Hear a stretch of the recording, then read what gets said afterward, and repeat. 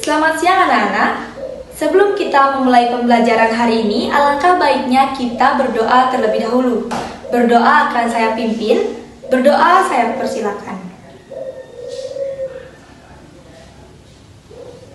Berdoa dapat diakhiri. Nah, untuk hari ini apakah ada siswa yang tidak hadir?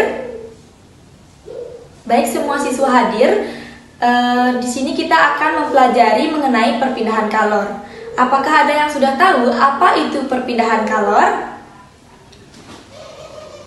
Pasti dari kalian ada yang belum tahu apa itu perpindahan kalor. Nah, melalui kegiatan diskusi ini, siswa akan diharapkan mampu menjelaskan mengenai konsep perpindahan kalor, mengidentifikasi dan memberikan contoh jenis-jenis perpindahan kalor, menghitung besar kalor yang berpindah, serta penerapannya dalam kehidupan sehari-hari, baik secara lisan maupun tulisan. Kalian pasti pernah, pada saat mengaduk teh panas, di dalam gelas menggunakan sendok logam, sendoknya akan ikut berubah menjadi panas. Apakah ini merupakan satu-satunya cara panas dapat berpindah? Dan ya, betul, ini bukan merupakan satu-satunya panas yang dapat berpindah.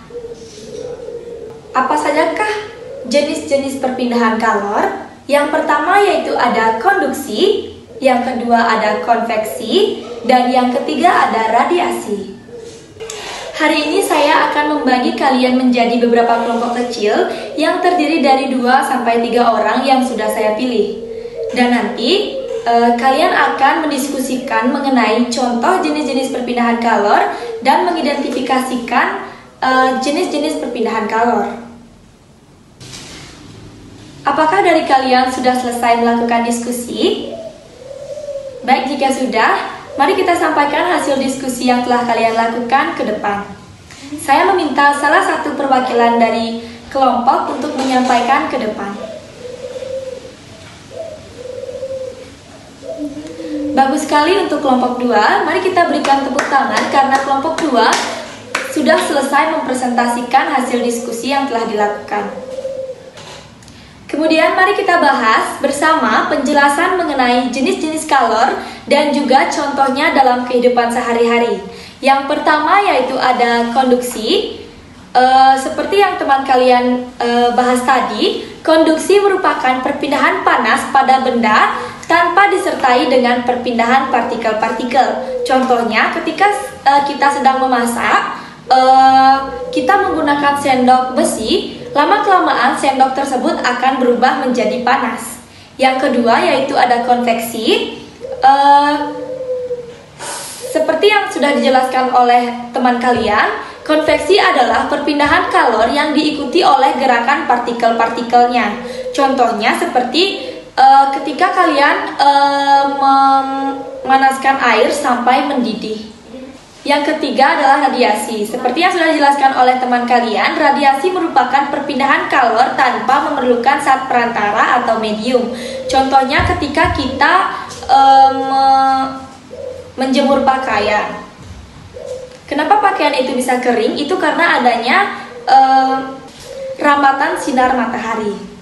Baik, selanjutnya yaitu ada pemanfaatan sifat kalor dalam kehidupan sehari-hari. Yang pertama ada lemari es.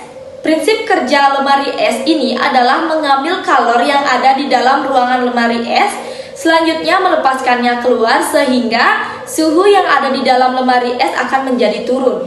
Yang kedua yaitu ada pendinginan minuman, di mana pada peristiwa pendinginan minuman ringan, akhir dari proses ini merupakan tercapainya kesetimbangan suhu di antara minuman ringan dan juga uap air. Yang ketiga ada termos, di mana termos ini adalah alat yang berfungsi untuk mencegah terjadinya perpindahan kalor dari dalam keluar ataupun sebaliknya, sehingga suhu zat yang disimpan di dalamnya itu akan dapat bertahan relatif lama. Yang keempat ada setrika. Nah, setrika ini terbuat dari logam yang bersifat konduktor yang dapat memindahkan kalor secara konduksi ke pakaian yang sedang disetrika. Tujuan dipilihnya bahan isolator pada pegangan setrika adalah agar tidak panas saat dipegang untuk menyetrika. Baik, itu tadi penjelasan mengenai perpindahan kalor. Adakah dari kalian yang ingin menyimpulkan pembelajaran hari ini? Ya, betul sekali. Berikan tepuk tangan kepada teman kalian. Nah, jadi dapat disimpulkan perpindahan kalor itu dapat berpindah melalui 3 jenis. Yang pertama yaitu ada konduksi, yang kedua ada konveksi, dan yang ketiga ada radiasi. Nah, sebagai penutup, saya akan memberikan kalian sedikit tantangan kecil, yaitu carilah contoh dari masing-masing perpindahan kalor tersebut yang kalian temui di rumah. Apakah kalian sudah mengerti? Nah, baik, jika kalian sudah mengerti, mari kita akhiri pembelajaran pada hari ini dengan doa. Berdoa akan saya pimpin, berdoa dimulai.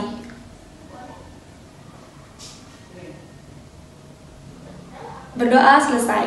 Akhir kata saya tutup dengan Prama Santi. Om Santi Santi Santi Om.